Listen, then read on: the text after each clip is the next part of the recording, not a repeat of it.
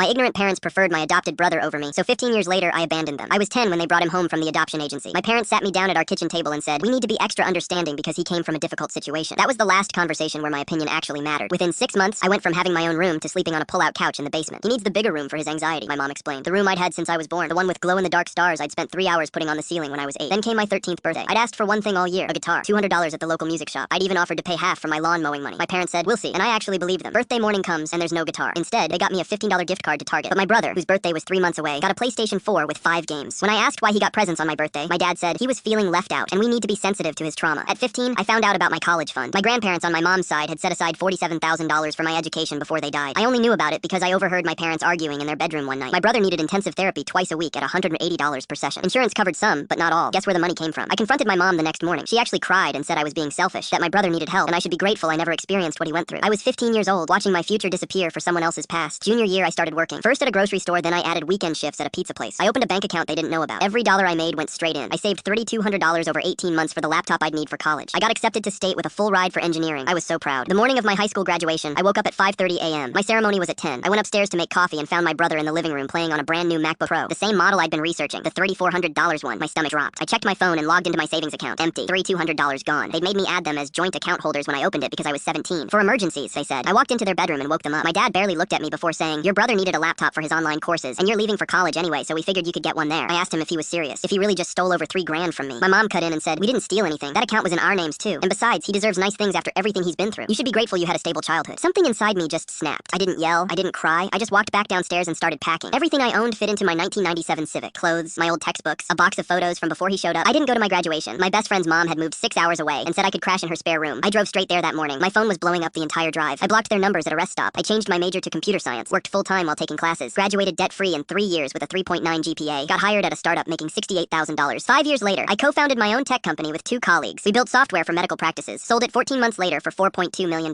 Last month, I was in my office when my assistant buzzed. 2 people in the lobby claiming to be my parents and refusing to leave. I pulled up the security camera feed. There they were, both looking older, tired. I went down. My mom started crying the second she saw me. She tried to hug me, but I stepped back. My dad launched into this speech about how they'd made mistakes, but family is family. Then he got to the point. My brother had gotten into legal trouble, fraud and embezzlement at his job. They needed $80,000 for a lawyer, or he was facing prison time. My mom grabbed my arm. "You're our only hope," she said. "You're so successful now, and he's your brother." I looked at my dad, really looked at him. "Remember when I was 17, and you told me I should be grateful I had a stable childhood?" He didn't respond. "I am grateful. I'm grateful I learned at 18 I couldn't count on you. I'm grateful I built everything myself. You stole my college fund. You stole my graduation money. You gave him my childhood, my room, my birthdays, 15 years of choosing him over me." My dad said they were young and didn't know how to handle it, that they'd changed. I called security, told them to escort these people out and that they're banned from the building. Then I looked at my mom one last time. "The son you wanted help from died in that basement when he was 10. You're 15 years too late." Security walked them out. My mom was sobbing. My dad was yelling. I went back upstairs and got back to work.